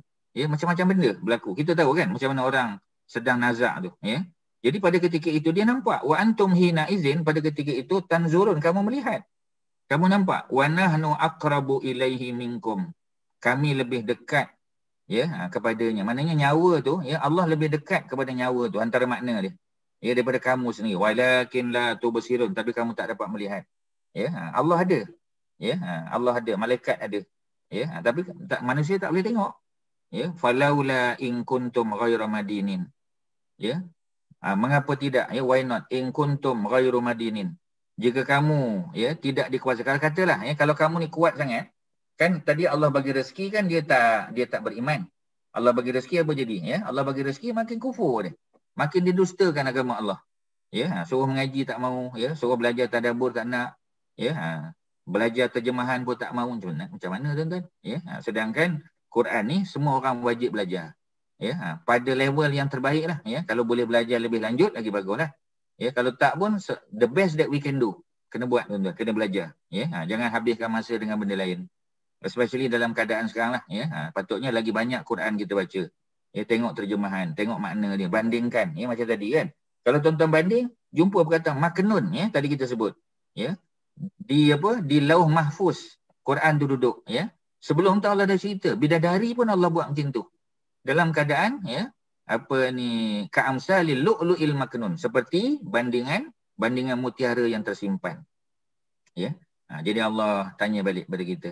Ya, kalaulah kamu ni berkuasa, ghairu madinin. Kalaulah kamu ni, ya, tidak ada orang yang boleh kuasai kamu, Allah lah. Ya, maknanya ketika Allah datangkan ajal, ya, kamu boleh lawan ajal tu, kamu boleh tangguhkan. Kamu boleh tolak ajal. Ya, sedangkan mana boleh tak mampu. Ya, manusia ni bukan yang mampu, ya. Jadi oleh kerana itu tarji'unaha in kuntum shadiqin. Kalau kamu ni memang kuat, memang hebat, pasal apa kamu tak kembalikan nyawa kamu? In kuntum shadiqin. Allah ambil nyawa tu, ya, Allah cabut nyawa, kamu ambil balik nyawa tu. Letak balik dalam tubuh kamu. Boleh tak? Tak boleh kan? Tak boleh, ya. Jadi Allah Allah minta kita fikir. Fa amma in kana minal muqarrabin. Ya, adapun in kana minal muqarrabin. Kalaulah seseorang itu daripada kalangan muqarrabin. Muqarrabin ni siapa dia, tuan-tuan? Muqarrabin ni adalah golongan yang keberapa, Syirin? Ada 3 golongan kan kita tengah sebut. Dalam surah Waqiah ni ada 3 golongan. Golongan Al-Muqarrabin ni yang mana satu? Ashabul Yamin ke? Ashabul Shimal ke? Yang mana satu, Syirin? Yang awalun. Apa yang ni? Awal lah, yang terdahulu. Ya, ataupun kita panggil apa golongan ni? Grup mana ni? Sabiqun. As-sabiqun. Ya, golongan as-sabiqun tu lah Muqarrabun. Maknanya tuan-tuan, walau Quran ni kita tengok surah yang sama, yang Allah sebut peringkat awal tu, Allah ulang balik. Sebab ni kesimpulan dia. Allah ulang balik. Ya, sebab peringkat awal kan Allah sebut kan, ya, ada golongan kanan, ada golongan kiri, dan ada golongan as-sabiqun, ya, as-sabiqun. Ya, ulaikal muqarrabun. Allah dah sebut dah perkataan yang sama. Jadi Allah kata, ada pun in kana minal muqarrabin, kalaulah manusia ni daripada kalangan orang yang didekatkan pada Allah, yang tadi, ya, yang berlumba-lumba membuat kebaikan tu, maka apa mereka dapat? Farauhun, mereka dapat ketenteraman, rauh ketenteraman. Waraihan, dan mereka dapat rezeki. Ini dalam syurga. Ya, wajannatu na'im, dan Allah bagi mereka taman-taman yang penuh nikmat. Ya, ini golongan al-muqarrabin atau muqarrabun. Ya, golongan as-sabiqun tadi, ya, golongan yang mula-mula yang terbaik. Ya.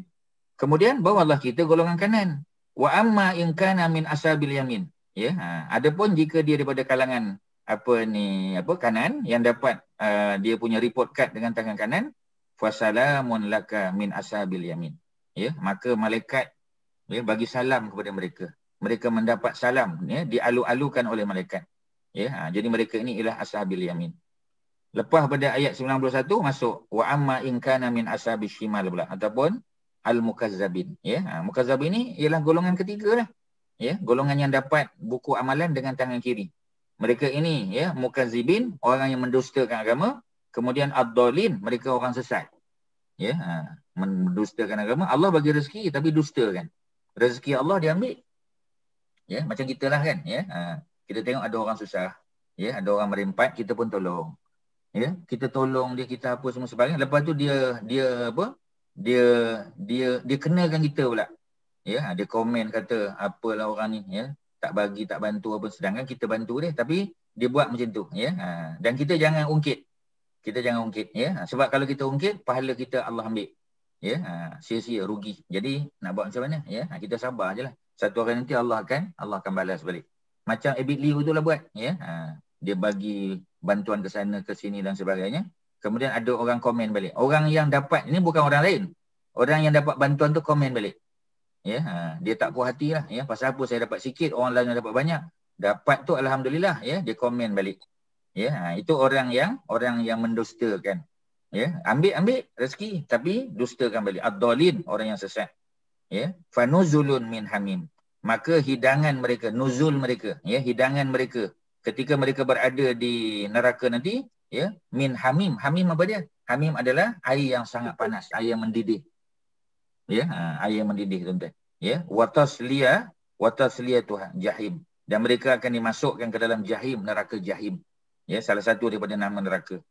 Inna hadza lahu haqqul yaqin. Ni semua tuan-tuan adalah kebenaran yang mesti kita yakini. Ya, lahu haqqul yaqin. Akhir sekali 96. Ulang balik tadi, ya. Tadi kita dah jumpa dah. Pada ayat yang ke berapa tadi? Pada ayat 74 dah jumpa dah, ya. Allah ulang balik 96. Fasabbih bismi rabbikal azim. Ya, Allah suruh kita bertasbih, memuji Allah Subhanahu Wa Taala yang Maha Agung. Ya, antara pujian yang kita selalu sebut selain daripada yang kita sebut dalam rukuk dan sujud ialah tadilah yang Kak Mai cakap tadi. Apa dia tuan-tuan? Subhanallahi wa bihamdihi. Subhanallahil azim. Subhanallahi wa bihamdihi. Subhanallahil azim. Ya, selesailah tuan-tuan, habis lah ayat dia. Ya, jadi maknanya kalau kita baca Quran, kita akan tengok, ya, ketika Allah cerita sesuatu di awal ayat, di awal surah, Allah akan ulang balik bagi kesimpulan dia di hujung. Kebiasaannya macam tu. Melainkan kalau surah tu terlalu pendek lah. Ya, macam suratul Waqiah ni ada 96 ayat. Jadi kita tengok, ya, cerita dia, cerita kesimpulan di hujung. Ada al-muqarrabun ataupun muqarrabin, golongan as-sabiqun tadi, golongan terbaik. Ada ashabul yamin, ada ashabul shimal. Ya, sedangkan Allah dah sebut di peringkat awal. Ya, dan Allah ulang balik, ya, orang yang mendustakan agama ni. Siapa dia tuan-tuan? Orang yang dapat rezeki tapi dia dustakan agama. Seperti mana Allah tanya tadi. Ya, Allah tanya pada ayat yang ke-72. Ya, 82 sorry. Ya, wa taj'aluna rizqakum. Ya, kamu jadikan rezeki yang Allah bagi kepada kamu annakum tukazibun. Ya, rezeki Allah bagi tapi kamu dustakan Allah. Allah bagi rezeki ambil, ya, tapi dustakan ayat Allah, dustakan Nabi dan Rasul. Ya, selesailah tuan-tuan. Ya, apa tuan-tuan nak tanya? Kak Faridah apa nak tanya Kak Faridah? Silakan Kak Faridah. Kalau ada soalan lah. Ada Ustaz, faham. Okay, ya. Siapa lagi? Ya, Haji Nazri ada apa-apa Haji Nazri? Okay, tak ada Ustaz. Semua okey. Alhamdulillah. Okay. Alhamdulillah, ya. Orang lain siapa? Haji apa lagi? Ya, Haji apa? Ya. Mungkin boleh saya tanyalah, ni kita cakap pasal orang mati ni kan. Okey. Boleh ke kenduri arwah ni selalu orang buat di Malaysia ni kan? Wajar ke kita sertai kenduri arwah? Kenduri arwah, ya. Apa ni? Macam mana Haji Don? Okey ke Haji Don? Saya punya input ni based on banyak yang saya dengar lah. Bila orang meninggal tu, kita jangan, kalau kenduri arwah tu, orang-orang janganlah pergi menyusahkan dia lagi. Menyusahkan keluarga tu. Sepatutnya kita yang pergi ni ialah bawa makanan kerana masa tu dia tengah susah. Ya. Sepatutnya begitulah kan. Jadi rasanya tak ada kenduri arwah ni. Ya. Itu pemahaman saya lah. Betul. Ya. Okey, ya. Macam mana apa ni? Kak Mai macam mana Kak Mai? Tahlil tu tak sunnah. Yang sunnahnya hadis Ja'far yang Nabi kata bila ada kematian bawalah makanan ke rumah keluarga Ja'far. Okay. Jadi apa ni? Terima kasih, ya. Jadi memang tuan-tuan, ya, sebenarnya apa ni, dalam majalah pengasuh ke majalah apa, ya. Majalah ni diterbitkan oleh Majlis Agama Islam Negeri Kelantan, tuan-tuan. Ya, jadi mufti jawab soalan ni. Soalan ni dah lama dah, ya, tahun 70-an lagi dah jawab. Ya, jadi mufti Kelantan pada masa tu, ya, dia bawa dia bawa, kalau tuan-tuan perasan, ya, dalam apa kita panggil, JAKIM ada keluarkan satu buku himpunan hadis, nama kitab tu Mastika Hadis. Mastika Hadis, ya. Jadi Mastika Hadis ni Ustaz mengajar di sebelah sinilah, ya, ada di kampung-kampung dekat sini Ustaz ada mengajar lah. Ada beberapa tempat masjid, antaranya di masjid Kubu Gajah namanya, Kampung Kubu Gajah. Kubu Gajah ni dekat Merbau Sempak, sebelah Gatri Highway tu. Ada masjid besar kat situ. Ya, jadi mengajar kitab Mastika Hadis. Jadi Mastika Hadis ni dibuat oleh dua orang tokoh ulama di Kelantan. Yang pertama Mufti Kelantan. Ya, bekas mufti lah, dah meninggal lah, ya. Yang kedua ialah Timbalan Mufti.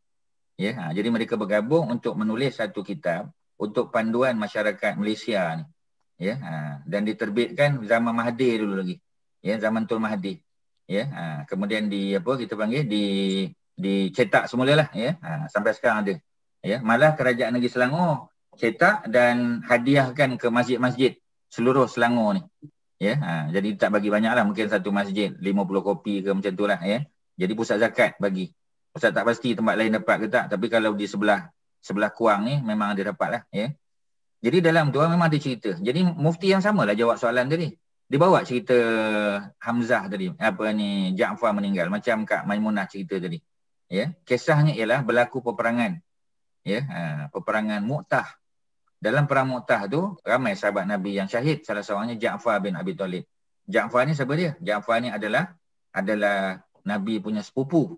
Ya, pasal Ja'far punya bapa Abu Talib. Abu Talib adik-beradik dengan bapa Nabi Abdullah. Maknanya Nabi dengan Ja'far tu sepupu. Dan Allah buat muka Ja'far tu macam muka Nabi. Seiras muka Nabi. Ya, dia ada 7 semua kan yang muka macam Nabi. Salah seorangnya kita dah tahulah. Ya, Sayyidina Hasan. Sayyidina Hasan tu cucu Nabi. Paling iras dengan Nabi. Yang lain-lain macam tadilah ya. Kita sebut Ja'far tadi bin Abi Talib.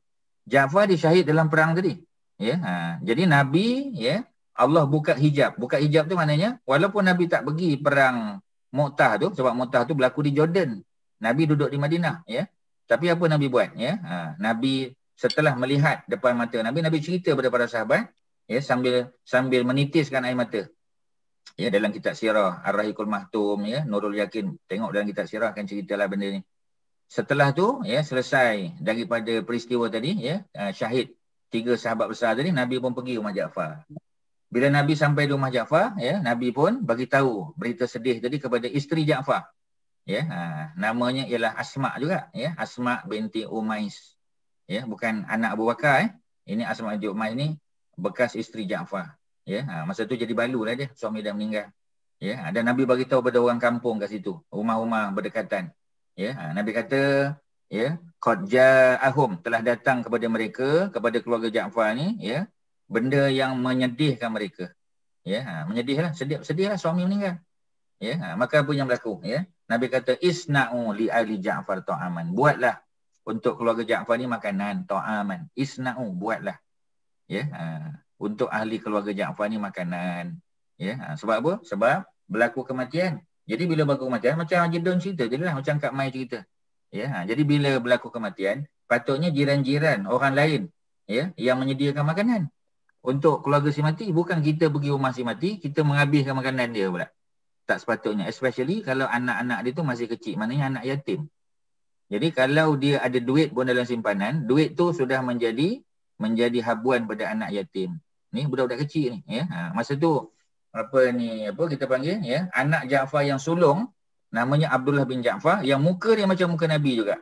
Ya, Allah buat Ja'far dengan anak dia Abdullah muka macam muka Nabi. Apa yang berlaku ya? Nabi dukung mereka, Nabi bagi tahu, Nabi pujuk mereka ya supaya jangan sedih.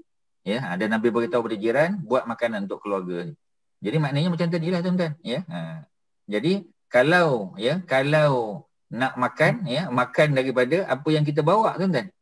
Ya, dan jangan menyusahkan keluarga tu. Ya, sebab tu ya kita tengok banyak tempat ya, dia tak sibukkan keluarga ya. Jadi orang lain buat. Ya, bawa ke masjid, bawa ke surau contoh ya, sebab orang nak buat juga majlis. Ya, tapi jangan buat di rumah si mati. Ya, paling mudahnya jangan buat di rumah si mati. Ya, buat di masjid surau. Kalau nak buat jugalah ya, seperti mana yang berlaku kalau di sekitar Selangor ni, buat di masjid surau. Ya, dan tidak keluarkan duit keluarga si mati. Ya, itu daripada khairat kematian ataupun daripada sumbangan pihak masjid. Ya, jadi itu jauh lebih baik tuan-tuan. Ya, ada tak tuntutan buat majlis-majlis ni? Tak ada tuan-tuan. Memang tak ada. Ya, tapi kalau tak boleh juga nak buat, tak boleh juga nak elak ya, macam tadilah. Elak daripada buat di rumah si mati dan jangan guna belanja daripada si mati. Ya, tu cerita. Okey tuan-tuan, ada pertanyaan ataupun ada isu lain, silakan. Salam Ustaz. Waalaikumsalam. Saya nak tanya, ini tak berkenaan dengan waqiah lah. Sahabat-sahabat rapat Nabi kan, macam Umar, Uthman, Ali kan, dia semua mati kena bunuh kan. Is there anywhere written kenapa semua mati kena bunuh Ustaz? Kenapa semua? Bukanlah semua. Yang kena bunuh tu tak ramai. Itulah yang the four tu kan, yang dan dia orang punya mati tu quite gory jugalah kan, tengah solat lah. Tapi yang membunuh macam Omar, yang bunuh dia Omar bukan orang Islam. Yang bunuh Omar ialah Abu Lu'lu'ah. Abu Lu'lu'ah tu adalah seorang, mute kan dulu Kak Faridah. Jadi yang bunuh Sayyidina Omar tu adalah seorang Majusi, ya, yang berasal daripada Parsi. Jadi kalau Kak Faridah tanya pasal apa kena bunuh, ya, pasal dia komplain masalah gaji dia, ya, panjang cerita. Jadi bila kita cerita Sayyidina Omar tu kita boleh cerita lebih detail, ya. Jadi sebab apa? Sebab dia pernah komplain pada Omar, dia punya apa kita panggil upah dia, sebab Abu Lu'lu'ah ni dia salah seorang tukang kayu yang mahir, ya. Jadi dia banyak komplain pada Sayyidina Umar sebab upah yang dia dapat tu tak setimpal dengan kerja yang dia hasilkan, ya. Tetapi kata sejarawan, ya, Umar tidak sangat mengambil, bukanlah Umar tak peduli tak, ya, tapi Umar lambat menyelesaikan masalah sebab ada banyak isu-isu lain lagi dalam masyarakat, ya. Sebab negara Islam dah berkembang pada masa tu, dah sampai ke Iran, ya, Parsi dah sampai ke Mesir, ya, jadi banyak isu-isu lain lah. Ya, tapi macam tadilah nak bagi tahu bahawasanya dia tak puas hati. Dan akhirnya, ya, dia bunuh Sayyidina Umar ketika solat, ya, pagi Jumaat. Itu cerita Umar. Kalau Osman dibunuh oleh pemberontak, ya, yang tak puas hati dengan pemerintahan Sayyidina Osman. Kata dia Osman ni banyak nepotism, ya, banyak bagi jawatan kepada family dia. Ya, maknanya kita tak nafi, ya, ada kebenaran, tapi Sayyidina Osman lantik tu kerana mereka berkelayakan, ya, bukan Osman lantik hanya kerana mereka keluarga, ya, tak, ya. Contoh Muawiyah bin Abi Sufyan, ya, dikekalkan sebagai gubernur negeri Syam. Muawiyah dengan Osman, ya, memang ada hubungan, ya, mereka hubungan cousin, ya, ataupun second cousin, ya. Jadi dia punya apa kita panggil pelantikan Sayyidina Muawiyah tu sebenarnya bukan Osman yang lantik. Dia dah lantik dari zaman Omar lagi. Bila Omar wafat, ya, naik Osman renew je, ya, kedudukan dia sebagai gubernur. Jadi kalau kita kata Osman yang lantik Muawiyah, tak betul lah, ya, dia hanya renew sebab memang Muawiyah berkelayakan. Itu yang kekal tadi. Dan pemberontak yang bunuh Sayyidina Osman. Ali sama. Yang bunuh Sayyidina Ali adalah golongan Khawarij, ya, yang kata Ali terlibat dalam pembunuhan Sayyidina Osman. Jadi maknanya secara umum ini fitnah, cerita fitnah ni sebenarnya. Ya, pembunuhan Omar pun fitnah, pembunuhan Osman pun macam tu juga, bunuh Ali pun macam tu. Sebab Faridah tanya 3 tadi kan, ya, jadi Ustaz jawab macam itulah, ya. Di belakang dia apa dia? Ya, semua adalah golongan ketiga yang memfitnah, ya, sehingga masyarakat terkesan dan akhirnya mereka terbunuh, ya. Itu secara umum kalau Ustaz boleh jawab. Ada lain soalan? Silakan tuan-tuan. Ada apa nak tanya? Assalamualaikum Ustaz. Waalaikumsalam, betul lah. Apa ni, saya tanya ni, sekarang kan kita yang COVID ni kan, kita dengar banyak berita kematian kan Ustaz. Contohnya kalau keluarga adalah ahli-ahli keluarga yang jauh-jauh tu, jadi kita teringinlah untuk solat jenazah untuk mereka tu kan. Jadi ya, macam mana caranya Ustaz, kita boleh buat gaib ke macam mana untuk ya, dan bila waktu yang sesuai untuk kita solat tu, sama ada masa kita mendengar berita tu ke ataupun macam mana Ustaz? Okey, ya, jawapannya senang je. Tengok dalam sirah Nabi buat macam mana. Ya, kebanyakannya tuan-tuan dan puan-puan, kebanyakan soalan-soalan yang kita selalu terfikir sebenarnya dah ada dalam sirah. Macam tadi Kak Faridah tanya, Ustaz jawab melalui sirah sahabat. Soalan Kak Laila sama juga, ya. Isunya ialah ketika Najasyi meninggal. Najasyi itu ialah maharaja di Ethiopia, Eritrea tu, ya. Jadi apabila Nabi diberitahu oleh Jibril, Najasyi itu meninggal. Najasyi itu Muslim, ya. Cuma dia tak isytiharkan dia masuk Islam. Tapi sahabat-sahabat Nabi tahulah, Nabi pun tahu. Ya, jadi Nabi tahu je, Nabi pun ajak para sahabat untuk buat solat ghaib. Ya, maknanya immediately selepas tahu, ya, dan pada masa tu kita boleh buat, ya. Maknanya kalau kita tengah driving, ya, tengah duduk dalam kereta, ya, bukanlah maknanya apa kita berhenti tepi jalan, ya, dan kemudian solat ke situ, bukan. Maknanya boleh ambil masa lah sampai tempat yang munasabah, balik rumah dulu ke apa ke. Tapi maknanya kita tak berlambat-lambat, tak adalah tunggu sampai 4-5 hari lepas tu baru solat sunat, solat jenazah ghaib, tak. Immediately, sebab Nabi bila dapat, Nabi beritahu pada para sahabat dan Nabi terus buat.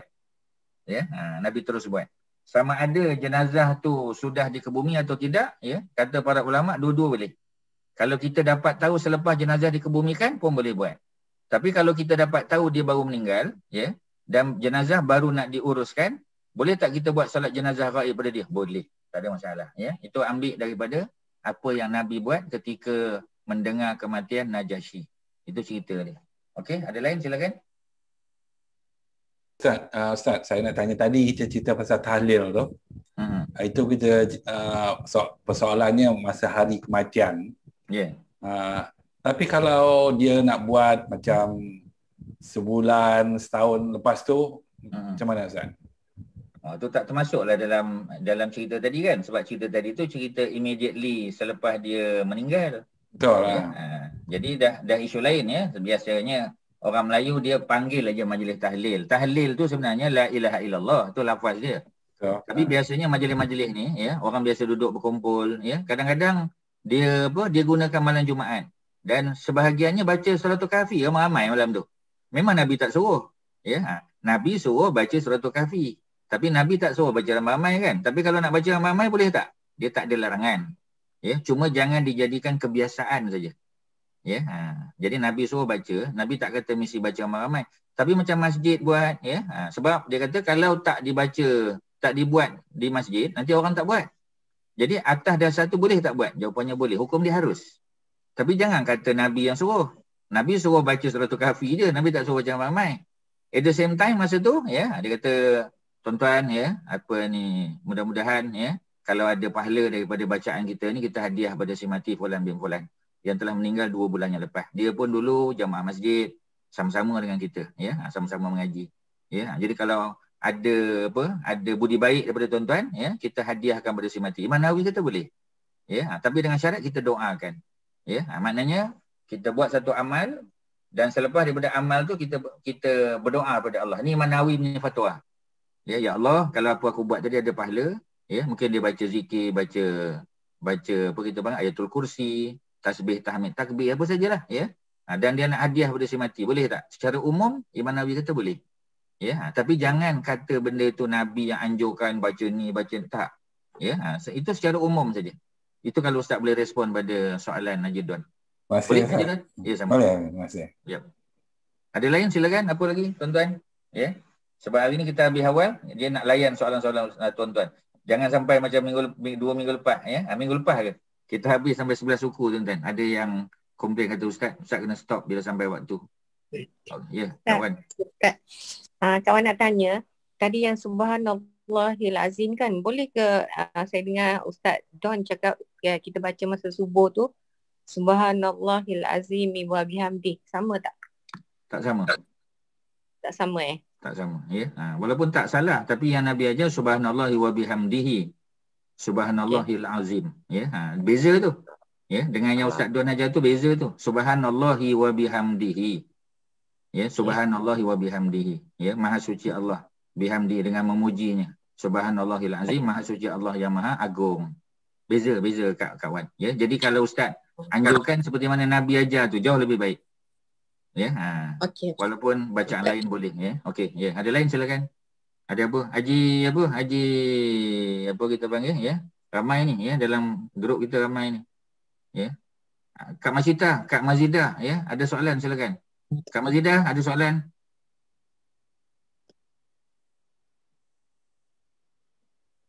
Senyap je Kak Mazidah malam ni. Ya. Ustaz nak tanya. Yeah. Yang 3 grup yang ayat 10 tadi tu, rasa saya dalam surah lain dia ada use term yang lain Ustaz, tapi saya tak ingat. Ada tak? Ada apa? Ada apa Kak Mai? Term yang lain untuk yang 3 kumpulan tadi tu. Mungkin ada, betul ya. Ustaz pun tak ingat apa istilah dia, tapi macam tadilah. Dalam surah Al-Waqiah ni pun Allah sebut 2 istilah. Ya, golongan as-sabiqun tu disebut al-muqarrabun. Ya, sama. Dia sebut ashabul yamin, satu lagi ashabul maimanah. Ashabul shimal, ashabul masy'amah. Maknanya dalam surah ni pun ada 2 istilah yang berbeza digunakan. Ya, kalau surah-surah lain ada tak? Mesti ada punya. Ya, dah tentu ada juga istilah-istilah macam ni. Ya. Jadi maknanya 3 golongan ni memang tiga golongan yang selalu diulang-ulang, ya. Cuma kadang-kadang dalam bentuk yang sedikit berbeza. Ya, nanti kita tengoklah, ya, kalau tak tahulah kalau ada orang lain yang mungkin dah jumpa dalam surah lain, ya. Tapi setakat yang kita tengok dalam surah Waqiah, Allah sebut macam tadi kan, di hujung surah ni, ya. Tuan-tuan boleh tengok pada ayat apa ni, yang ke-88 kan. Allah tak sebut dah as-sabiqun tak sebut. Tapi kita tahu, ya, as-sabiqun tu adalah golongan al-muqarrabin ataupun al-muqarrabun, ya. Jadi maknanya bukan mesti istilah yang sama diguna, ya, tetapi istilah yang sedikit berbeza. Tapi ayat 10 tu, ya, wasabiqun ada perkataan al-muqarrabun. Cuma kalau tuan-tuan tengok, tadi ustaz kata muqarrabin, ini muqarrabun, sama. Ya, itu istilah dalam grammar Arab saja. Dua-dua merujuk kumpulan yang sama. Cuma kadang-kadang macam muslimun jugalah, kadang-kadang muslimun, kadang muslimin, kadang mukminun, kadang mukminin. Sama tak? Sama. Kedudukan dia dalam grammar aja. Ya, itu istilah sebutan saja. Jadi pada ayat 11 disebut ulaikal muqarrabun. Al-muqarrabun ayat 11 kan. Tapi kalau kita tengok pada ayat 88, ya, fa amma in kana minal muqarrabin.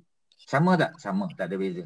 Cuma satu muqarrabun ayat 11, satu muqarrabin, merujuk pada kumpulan yang sama. Ya, jadi maknanya tak disebut pada ayat 88 as-sabiqun, tapi kita faham. Sebab sebelum tu pun dah ada sebut. Ya, ashabul yamin kan? Ya, ashabul yamin, ashabul shimal, ya. Tu memang apa kita panggil, ya, memang disebut balik. Ya, pada ayat yang ke-91, ya, dan juga pada ayat yang ke-90 berapa tadi, ya, pada ayat yang ke-92. Tapi 92 tak ada sebut ashabul shimal, ya.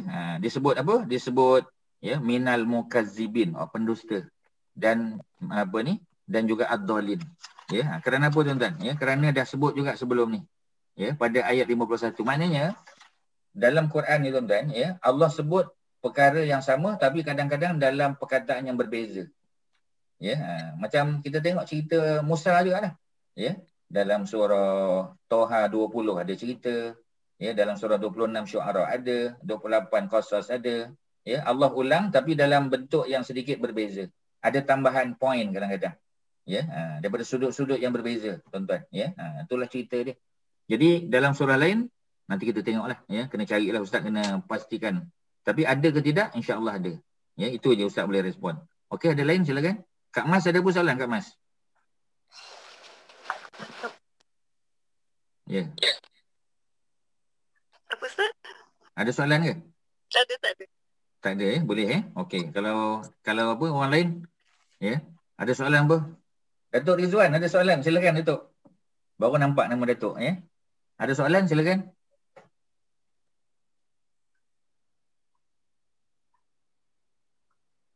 Mungkin Datuk segan ni, ya, baru join, ya. Orang lain ada apa soalan? Haji Hassan ada apa soalan, Haji Hassan? Dua-dua Haji Hassan.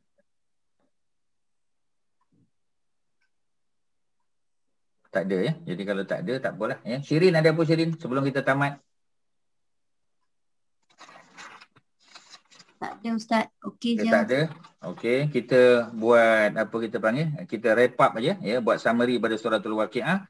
Yang pertama, apa makna Waqiah? Waqiah makna sesuatu yang pasti berlaku, Waqiah.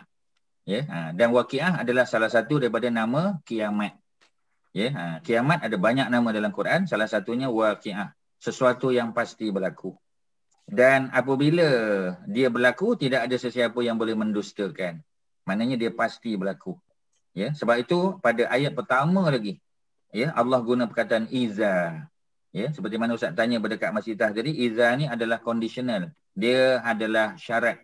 Ya, macam kita kata apabila, kita terjemah apabila berlaku kiamat. Bila disebut apabila, dia confirm berlaku. Confirm berlaku.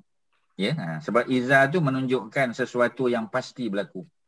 Kalau in, ya, kalau Allah kata in waqa'atil waqi'ah, maknanya 50-50, mungkin berlaku mungkin tak. Kalau Allah kata lau waqa'atil waqi'ah, ya, maknanya impossible to happen. Tapi kalau iza, confirm berlaku. Ya, itu cerita dia. Jadi maknanya tidak ada yang boleh menafikan. bila berlaku kiamat, ada dua secara umum, ya, ada golongan yang dimuliakan oleh Allah dan ada golongan yang dihina oleh Allah. Ya, golongan yang dimuliakan ada dua. Yang pertama, golongan yang didekatkan dengan Allah, as-sabiqun tadi. Golongan yang kedua ialah golongan kanan. Ya, dapat kemuliaan kerana dapat terima kitab dia punya report card dengan tangan kanan dan mereka diletakkan di sebelah kanan. Golongan ketiga, golongan kiri. Dapat kitab dengan tangan kiri dan mereka ni golongan yang mendustakan agama. Ya, mereka ni orang yang sesat. Dapat rezeki tetapi mendustakan Allah Subhanahu Wa Taala. Rezeki Allah dia ambil. Ya, tetapi dia dustakan. Patutnya dengan rezeki itulah dia muliakan Allah. Ya, dia betulkan akidah dia, ya, dia sumbang kepada masyarakat patutnya. Tapi tak. Ya, jadi sesuatu yang tak sepatutnya berlaku. Ya. Kemudian Allah detailkan. Allah cerita tentang tiga-tiga golongan. Ya, Allah cerita dulu tentang golongan kanan, golongan yang didekatkan tadi, yakni as-sabiqun. Allah bagi kelebihan pada dia. Ya, Allah ceritalah, ya, mereka ni mereka ni masuk syurga Allah, ya. Kemudian mereka ni kita panggil, ya. Mereka dikelilingi oleh anak-anak tadi, ya, anak-anak yang meninggal masa kecil sebelum akhir balik. Ya, dipanggil sebagai wildanun mukhalladun, ayat 17. Ya, jadi budak-budak ni lah yang hidangkan makanan, minuman kepada kita ahli syurga lah. Ya, dan minuman yang dihidangkan tu antaranya ialah arak. Dan arak itu Allah sebut pada ayat 19, la yusaddauna anha wa la yunzifun. Ya, dia tidak memeningkan dan dia tidak memabukkan. Ya, sebab tu ada orang tanya, Ustaz, kalau saya naik flight ataupun saya naik kapal, naik kereta, kalau saya pening, ada tak ayat yang boleh dibaca? Inilah antara ayat yang boleh dibaca. Tapi janganlah kata Nabi suruh. Ya, sebab dalam Quran ni banyak ayat. Ya, dan sebahagian ayat tu, ya, ialah ayat yang memang berkaitan dengan situasi. Ya, contoh orang mabuk, ya. Tapi janganlah saja-saja dia mabuk untuk mengelakkan dia mabuk diminum. Tu tak boleh lah tuan-tuan. Ini bukan mabuk sebab minum arak. Ini mabuk kerana naik kenderaan. Ya, naik mabuk laut contoh. Mabuk laut atau mabuk udara lah. Ya, sama ada sisik, ya, ataupun acid lah, ya. Jadi boleh tak baca ayat ni? Boleh. La yusaddauna anha wa la yunzifun. Ya, dan biasa Nabi menggunakan kaedah kaedah air, ya. Nabi gunakan air juga. Jadi dibacakan pada air kerana kita tahu air dia berinteraksi dengan apa kita panggil, ya, dengan bacaan. Sebab tu ketika kita nak baca sesuatu, kalau dia dalam botol, tuan-tuan dah beli botol kita panggil air gau, Kak Wan pun dah beli, ya. Jadi kita buka air tu ataupun kita tuang pada cawan yang terbuka. Kita bacakan ayat Quran. Dia berinteraksi tak? Of course. Yang terbaik air Zam-Zam lah. Dan kita jadikan sebagai perantaraan untuk kesihatan. Boleh tak? Boleh. Boleh tak baca la yusaddauna anha wa la yunzifun? Boleh. Berapa kali nak baca? Kebiasaan, ya. Nabi baca pada bilangan ganjil. Nabi baca 3 kali, 7 kali, ya. 17 kali. Ini biasa Nabi baca macam tu. Ya, bukan ayat ni, ya, nak bagi tahu secara umum saja. Jadi boleh tak baca 3 kali? Boleh. Sebab Nabi kalau berdoa dan Nabi nak emphasize on doa tu, Nabi akan ulang 3 kali. Seperti mana Abu Bakar cerita. Ya, Nabi ulang balik sampai Abu Bakar kata, sudahlah, cukuplah ya Rasulullah. Allah dah mendengar. Allah ni kan Maha mendengar. Baru Nabi berhenti, tuan-tuan. Maknanya Nabi ulang-ulang, ya. Boleh tak? Boleh. Ya. Kemudian dalam golongan kanan ni, ya, ada Allah bagi tahu, ya, mereka dapat hur ain. Hur ain tu ialah bidadari lah, ya, yang tersimpan dalam tempat dia macam mutiara kita dah baca tadi. Ya, ini balasan kepada amalan masa di dunia. Ya, termasuklah bidadari itu ialah wanita-wanita dunia, perempuan lah, ya, yang beriman, yang beramal, yang buat kebaikan, ya, semata-mata kerana Allah. Nanti di akhirat, ya, perempuan lah jadi ketua bidadari. Ya, so bidadari dunia ni, ya, tak boleh ditandingi oleh bidadari akhirat yang dicipta di dalam syurga. Kerana yang dicipta dalam syurga tak ada amalan. Ya, mereka tak ada amalan. Mereka masuk syurga kerana Allah buat mereka dalam syurga. Ya, inna ansha'nahunna insya'a. Kami cipta mereka itu begitu saja, ya, ayat 35. Nak menunjukkan bidadari dia yang di syurga tu dia tak ada mak bapak, dia jadi macam tu aja. Macam kejadian Adam dan isterinya Sayyidatina Hawa. Ya, masa Adam diciptakan terus dewasa. Masa Hawa diciptakan terus dewasa. Dia tak melalui proses kanak-kanak, remaja, tak ada. Ya, tetapi manusia yang lain melalui proses itu. Termasuklah Nabi Isa. Walaupun Nabi Isa tak ada ayah. Ya. Kemudian ya, golongan kanan kita dah tahu masuk golongan kiri, dan golongan kiri ni Allah buat perbandingan yang banyak untuk mereka. Ya, macam tadi kita sebut. Allah tanya tentang air mani yang mereka pancarkan. Allah tanya tentang apa? Tentang apa kita panggil ya? Tentang apa istilah kat situ ya? Antaranya ialah tentang apa ni, tumbuh-tumbuhan, pokok yang mereka tanam. Ya. Kemudian air yang Allah turunkan daripada langit. Ya, dan juga api. Ya, ada 4 soalan besar. Ya, api yang kamu hidupkan tu, kamu yang buat ke Allah yang buat? Ya, Allah buat pokok-pokok kayu ya sebagai bahan untuk dibakar. Ya, di padang pasir tak ada benda tu. Ya, sebab tak ada pokok. Jadi oleh kerana tu ya, Allah tanya balik. Ya, apa kegunaan, apa fungsi ya api tadi untuk orang yang bermusafir? Allah guna perkataan muqwin pada ayat yang ke-73. Ya, jadi apa ni, Allah bagi tahu api itu sangat ya penting kerana dia mengingatkan orang tentang perjalanan. Ya, mungkin mereka sesat. Bila mereka sampai di unggun api, ada orang duduk kat situ. Macam Nabi lah. Ya, dengan Abu Bakar, Nabi singgah di tempat ya Ummu Ma'bad dengan suaminya ya Abu Ma'bad. Mereka buat unggun api pada waktu malam kerana pada waktu malam yang sejuk ya, dalam keadaan langit gelap ya, tak nampak bintang. Jadi tak tahu arah. Jadi mereka singgah di tempat tadi. Nabi dapat minum susu ya yang datang daripada kambing Ummu Ma'bad tadi, dan ya setelah dapat bekalan Nabi pun meneruskan perjalanan. Ya, Ustaz cerita tentang Nabi Musa tadi sama juga. Nabi Musa balik daripada mana kampung apa ni bapak mentua dia, di mana, di Madian, di Jordan. Ya, Nabi Musa dilantik oleh Allah sebagai nabi dan rasul. Ya. Dan kemudian Allah suruh kita bertasbih. Ada 2 kali dalam surah Al-Waqiah, satu ayat 74, fasabbih bismi rabbikal azim. Fasabbih bismi rabbikal azim. Kemudian Allah ulang balik pada ayat terakhir 96. Fasabbih bismi rabbikal azim. Kita tasbih ya dalam solat, dalam rukuk dan sujud, dan di luar solat ya, Nabi ajar kita 2 kalimah yang mudah untuk disebut. Ya, ringan pada lidah tapi berat pada timbangan amal. Apa dia? Subhanallahi wa bihamdihi. Subhanallahi kawan, subhanallahi wa bihamdihi. Yang kedua subhanallahil azim. Ya, dan dua-dua ni memang besar pahala. Bila boleh baca? Bila-bila masa saja. Ya, kerana tidak ada waktu yang khusus. Tidak ada tempat yang tertentu ya, yang Allah kata apa kita panggil ya. Kita boleh maksudnya bila-bila masa, sebab banyak zikir ataupun banyak apa ni tasbih ya yang umum saja kita boleh baca bila-bila masa. Ya, tak ada waktu tertentu. Macam subhana rabbil a'la, subhana rabbil azim tadi, ya waktu solat. Ya, kita tak baca luar solat. Kalau kita nak baca pun subhanallah macam tu saja. Bila kita tengok benda yang hebat, yang menarik, kita kata subhanallah, maha suci Allah. Ya, cantiknya pemandangan ni, cantiknya laut, cantiknya apa kita panggil bunga-bunga dan sebagainya. Subhanallah. Ya, memang bila kita takjub ya, melihat sesuatu yang luar biasa, antara yang kita boleh sebut ialah subhanallah. So selesailah, itulah yang boleh Ustaz sampaikan pada malam ni. Kalau ada apa-apa, Haji Macam ada apa sebelum kita tamat? Tak ada ya? Apa ni orang lain? Silakan. Untuk 2 minggu nanti, ya. Masa kita sambung PKP dengan another 2 weeks. Iaitu 28 Senin juga. Jadi saya surah pada Ustaz lah untuk pilih surah mana dia nak tadabbur Ustaz. InsyaAllah. Ya. Boleh. InsyaAllah. Terima kasih. Surah Muzammil atau Mudassir, Ustaz elok tak continue dari Waqiah? Ustaz okey saja, cuma kita dengar juga pandangan-pandangan yang lain ya. Kalau tak ada pandangan ataupun kalau setuju, kita Ustaz okey aja. Ya, on saja ya.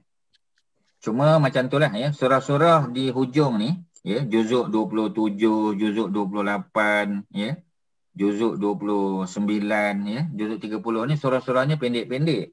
Ya, jadi bila dia pendek-pendek tu, dia ada banyak yang dihazaf. Maksudnya sebenarnya dia panjang ayat tu ya, tapi ada benda yang Allah buang yang kalau nak cerita dari segi bahasa tu dia agak sedikit susah sikitlah. Ya, kalau baca ayat panjang-panjang macam surah-surah panjang kan, ya, surah-surah awal tu ya, Ali Imran ke Al-Baqarah ke An-Nisa, yang itu lebih mudah. Itu dari segi bahasa saya sebut ya. Cuma ceritanya cerita Madinah lah, banyak cerita hukum ya, dia banyak cerita yang berkaitan dengan kehidupan Nabi semasa hijrah dah. Tapi kalau yang ujung-ujung ni, sebab dia turun di Mekah, banyak cerita akidah dan ayatnya pendek-pendek, perbincangan bahasanya tu agak sedikit susah lah, dia ada cabaran. Tapi Ustaz okey je. Kalau takut tuan-tuan dan perempuan lah rasa, sebab bila terutamanya yang pernah belajar harfiah, yang pernah belajar terjemah Quran secara literal tu, ramai bila dia tengok dia kata, tak nampak lah Ustaz dia punya. Memang sebab bila dia apply ayat-ayat panjang kepada ayat pendek, dia ada banyak perbezaan dia dari segi bahasa lah. Tapi kalau tuan-tuan okey je Ustaz, tak ada hal lah. Apa ni, no big deal lah kita kata, tak ada isu. Terserah pada tuan-tuan, boleh bagi cadangan. Kalau dah bagi cadangan nanti kita buatlah keputusan. Okey je Ustaz. Okey je Ustaz. Okey. Apa Ustaz yang pilih? Okey, silakan. Apa ni, Datuk dah kata okey lah tu. Orang lain silakan. Ada apa-apa sebelum kita tamat? Kak Masita, apa ni, Haji Don, Kak Mas, ada apa sebelum kita tamat? Kalau tak ada apa, kita call it a day lah. Itulah cerita kita malam ni. Terima kasih Ustaz. Sama. Terima kasih. Terima kasih Ustaz. Mudah-mudahan ada manfaat sama-sama. Syukran. Assalamualaikum. Waalaikumsalam. Assalamualaikum warahmatullahi wabarakatuh. Sama. Terima kasih Haji Nazri. Sama. Jazakumullah khairan. Wa antum fajazakumullahu khairan. Okay, terima kasih Nazri, terima kasih semua. Bersama. Terima kasih Abang Syah.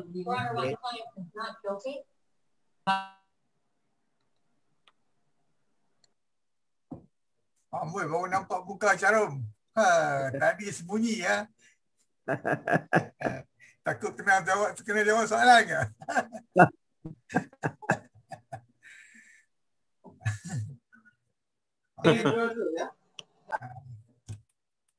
Thank you, Ji Nazri. Thanks.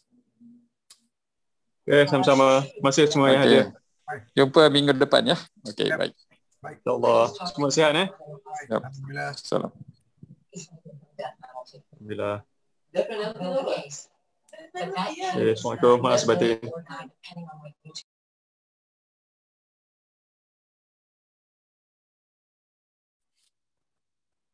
Terima kasih.